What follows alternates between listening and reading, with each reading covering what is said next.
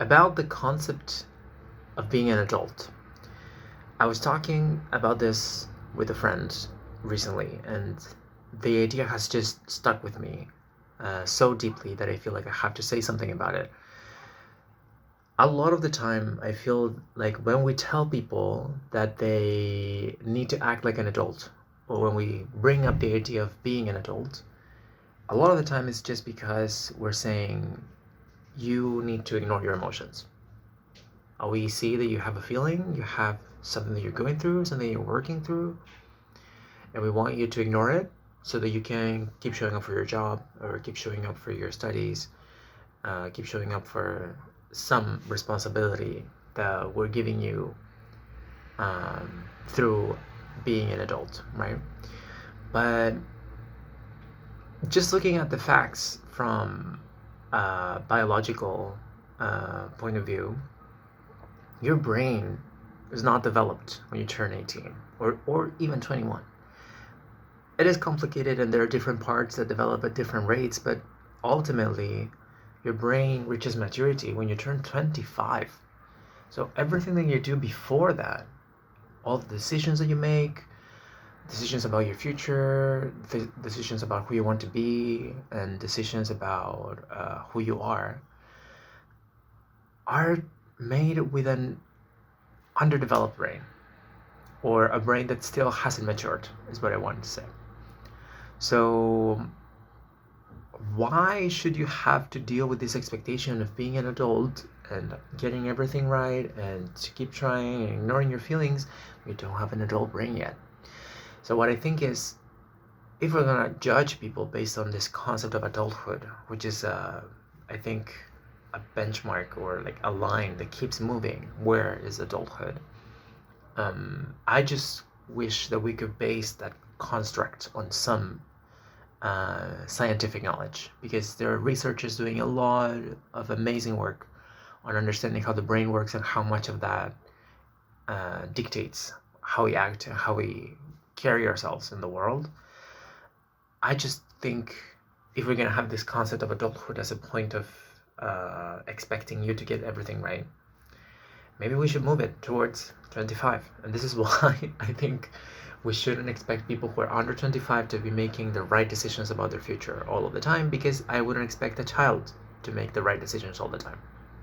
And of course, this is a conversation that can be extended to everyone, and we shouldn't expect anyone to make the right decisions all of the time, right?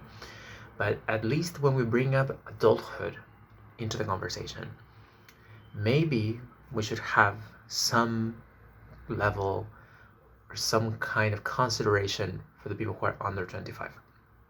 So for you who are watching this, if you're under 25, or even if you're like around 25 or slightly older than 25, I need you to acknowledge that your brain is either not fully developed yet, or is it just recently developed, and that maybe you don't have the structure, the social structures, or like you don't have the tools to navigate the world with this adult brain, and that no one around you is going to tell you how to do it, and that actually society at large just expects you to do the same forever, right? So like, if when you were 18, which to me is a baby, when you were 18 made the decision that you wanted to be a doctor, and now that you're 30, you're thinking like, maybe this wasn't for me, society is thinking like, you have to be an adult about it. Like, you have bills, you have responsibilities, so like just take it, right? When in reality, if the truth is that this is not for you, only you can know that, and only you have to live with the consequences of not doing something about that. So ultimately, it is your responsibility to yourself and also to the people around you to do what's best for you. And why do I say it's also for the people around you? Because imagine, what are you going to be like as a doctor if your heart's not in it? Is that what we're telling people being an adult means? To just do stuff without having your heart in it? Because if that's the message, basically what we're telling people is to stop living, right? So is that what it means to be an adult?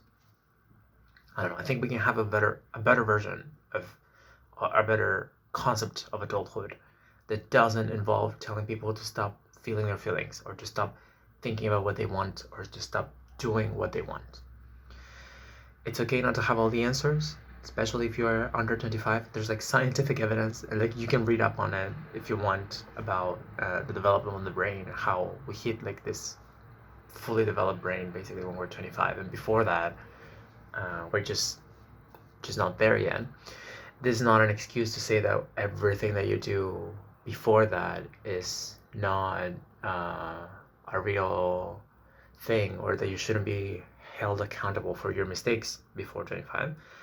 But I do think it means that we have to consider that this is not a fully developed brain. So the same kind of sympathy that we have for a child when they make a mistake, and we say like, you're a child, so you don't know better, and we use the time they make a mistake as an opportunity to teach them something. And so we say to the child, like, you don't make fun of people because that's rude, right? How would you feel if someone made fun of you? And then the kid is like, oh, well, I didn't know that, and I didn't think about it like that before. So like, thank you for telling me. I'm gonna change.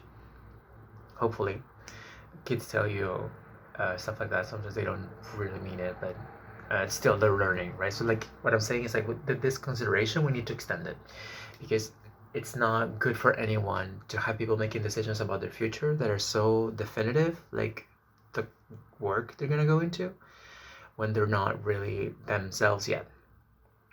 And so like, I would love to see a world where we allow people to take some time before deciding what they want to do with their lives, but we tell them that it's fine, it's okay for them to take some time, to take a year off. And I understand that that's a big privilege today, to tell someone like, hey, just take a year off. Not everyone can do it, right? A lot of people just have to work, or a lot of people have to study immediately after they leave college, because if they don't, it means their parents will not support them anymore. So I understand it's complicated, but what I'm saying is that we need a version of the world where we move past this expectation that, truthfully, I believe comes from a very outdated version of the world. Now, today, going to college doesn't guarantee a job. And I think this is a reality in many countries in the world. A lot of people who have college education are not finding jobs.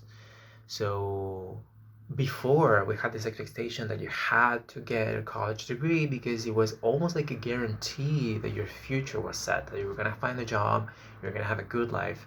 And for that reason, many people made it a strong point for their kids that they had to do it. Like, there was no other option, right?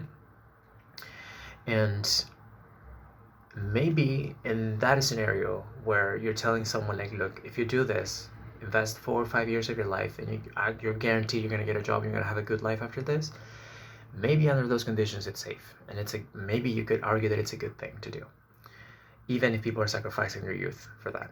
But now there's no guarantee that you're going to get anything. So now the benefit doesn't exist anymore. So how do we justify putting people through this in the same way? And particularly, how do we justify having them sacrifice their happiness if it's not going to give them happiness after, right? Because before, the idea, I think, was go to college, get a job, have a financially stable life, be happy, right? So that, of course, it wasn't necessarily true. It could be for many people, for some people, but it wasn't necessarily true.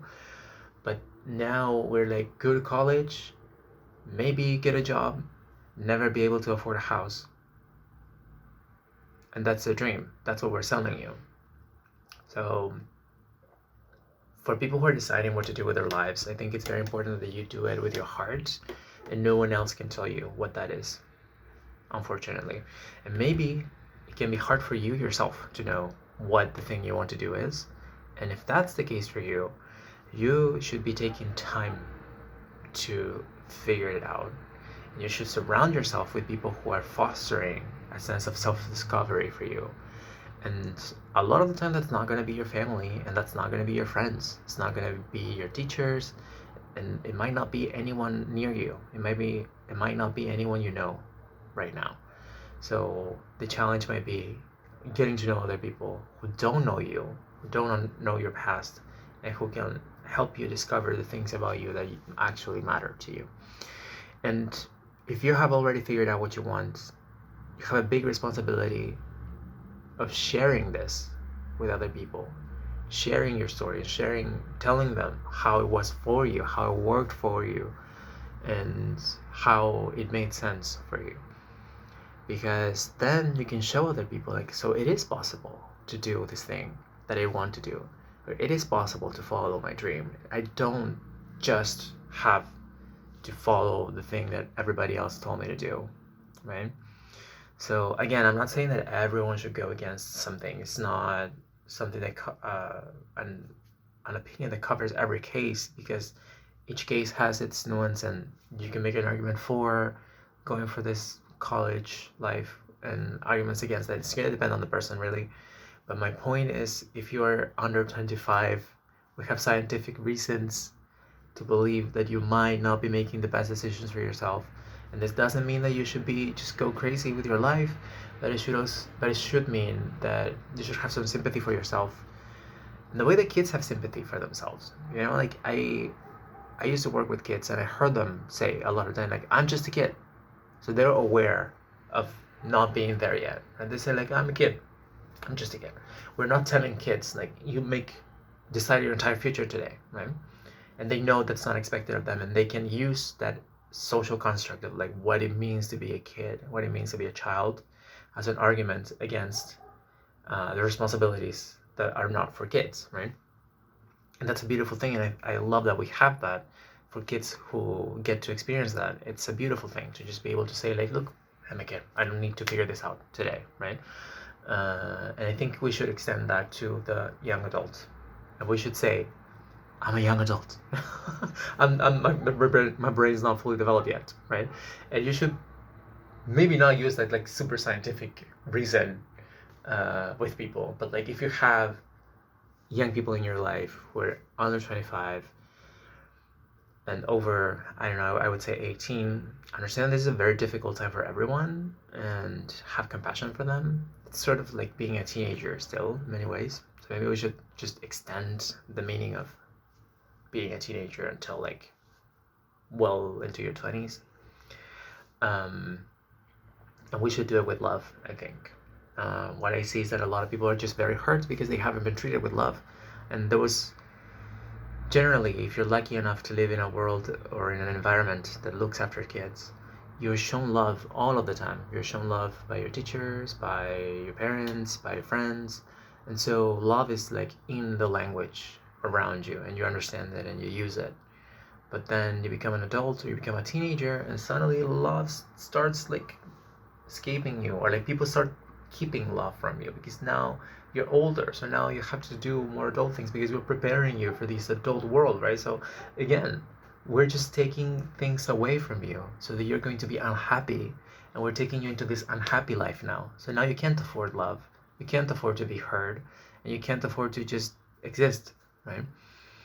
So we need a world where this is not the case anymore. We need a world where people get to experience being in their bodies, being in their minds, doing what they want to do with their lives, figuring out what they want to do with their lives, taking time and experimenting and making mistakes and being corrected, and having all of this be done in an environment that supports their growth, as we do with kids.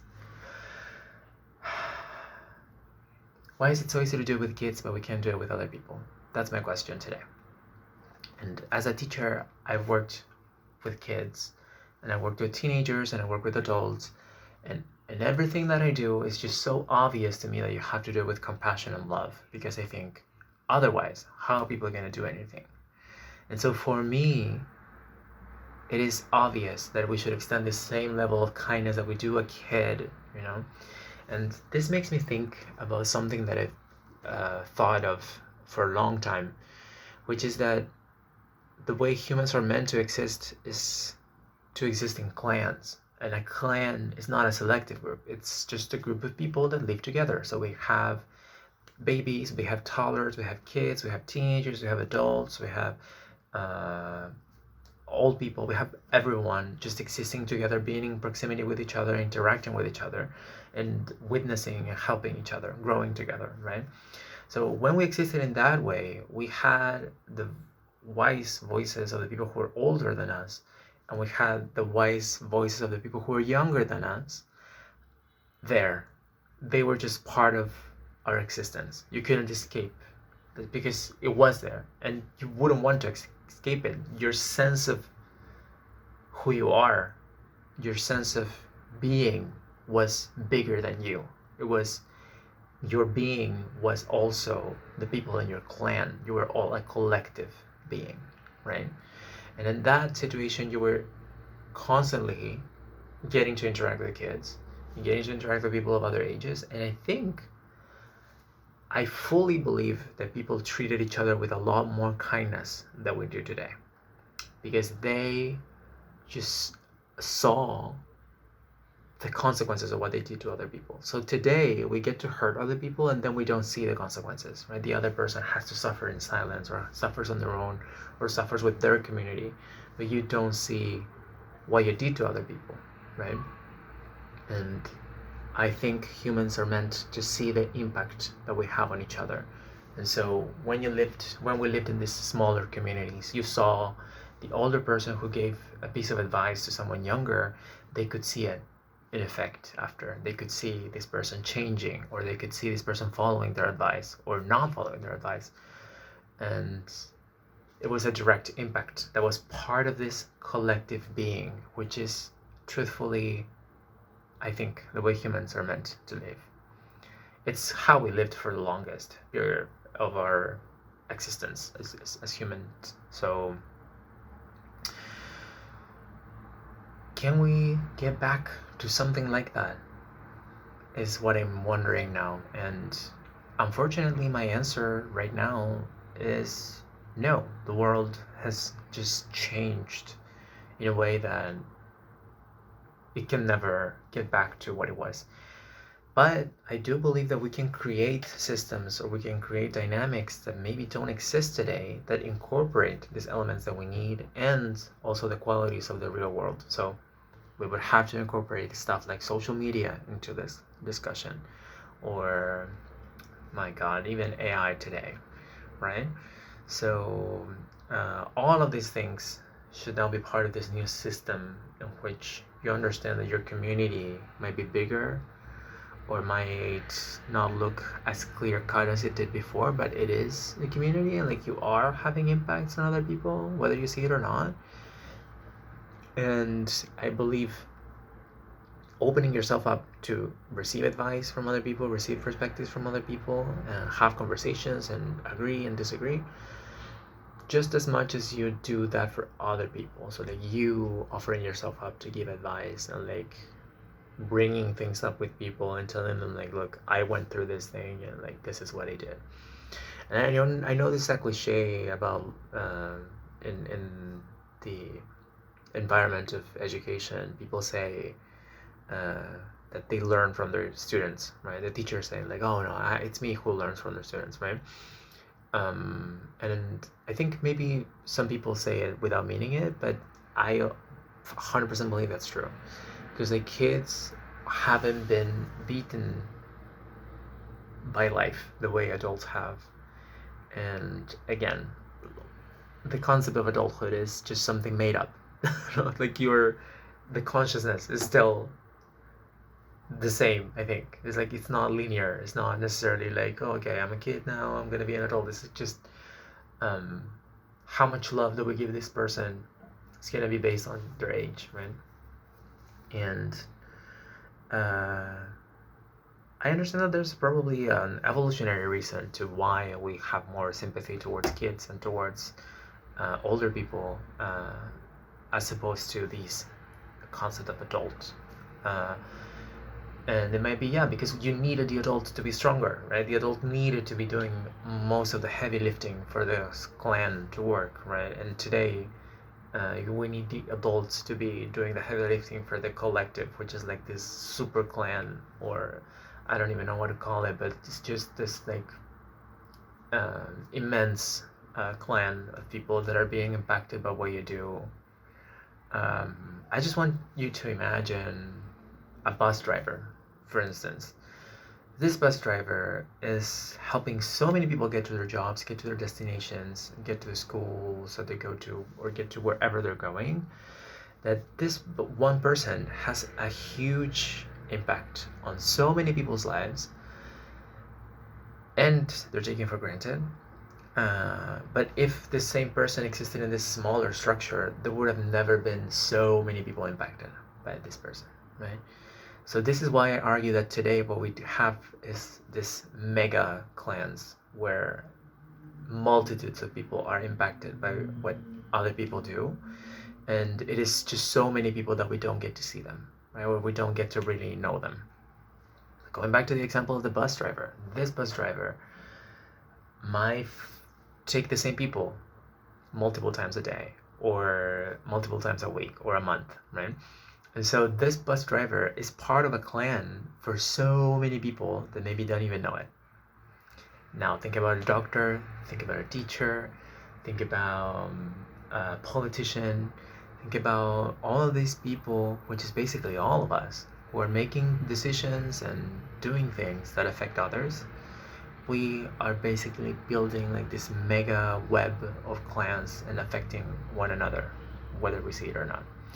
We don't get to see a lot of kids today, which is, I think, one of the reasons why people are so out of touch with like their inner child and their inner children and their just concept of being younger, which is just so easy to lose. And I think that's one of the reasons why we just find it so easy to not act with love. Because what I see is that people who have kids are very much in touch with this notion of having actions be carried out with love and impacting people positively and thinking about the future of people. Like the action that I'm taking today might influence you in acting tomorrow a certain way, right? And I really do believe we need to get that back. We need to get that sense of acting with love, directing with love, taking steps with love, and not necessarily expecting something in return. Again, I just have to go back to the way we deal with kids, because like when you do something for a child, you don't expect the kid to say thank you. Not always. We teach them that that's the right thing to do, right? It's like the polite thing to do. But when I have a kid in my life and I give them something, I'm not expecting the kid to say like, oh, thank you so much, right? Usually them just looking at you and being happy is enough. So you do it for them. You do it with love. You're not necessarily expecting not even a thank you back. You just know the kid, if you can make a kid happy, you're gonna do it, because it's like, why would I keep happiness from a child, right? So it's like, my question again for the umpteenth time is, why would we keep happiness from the adults? Why would we do that to ourselves? Why would we not make each other laugh when we can do it? Why would we not give a present to each other when we can do it? This is my point. And I know it's very easy to take this as some super abstract concept of just doing things for each other for love, and like you could say, well, what does that even mean? How do we measure love? And I think it's gonna mean different things for other people, but for me, just doing things with love means doing them for other people and not expecting anything. Yeah. And understanding that you're part of this collective, and maybe people that you will never know, or that you will never get the chance to talk to directly, are being impacted by these actions. Like you telling someone a joke on the street might lift somebody's mood a little bit, or might give them a little bit of hope that you can actually be polite in this world and nothing happens, right? And I mean, nothing happens, nothing bad happens is what I mean, because I do think something good happens with those small actions. So I understand it's complicated, this world, everything we're living in, but the solution to me seems simple. So just find the definition of what love is to you, how can this love be collective, and applying it to everything that you do. This is what I have to say.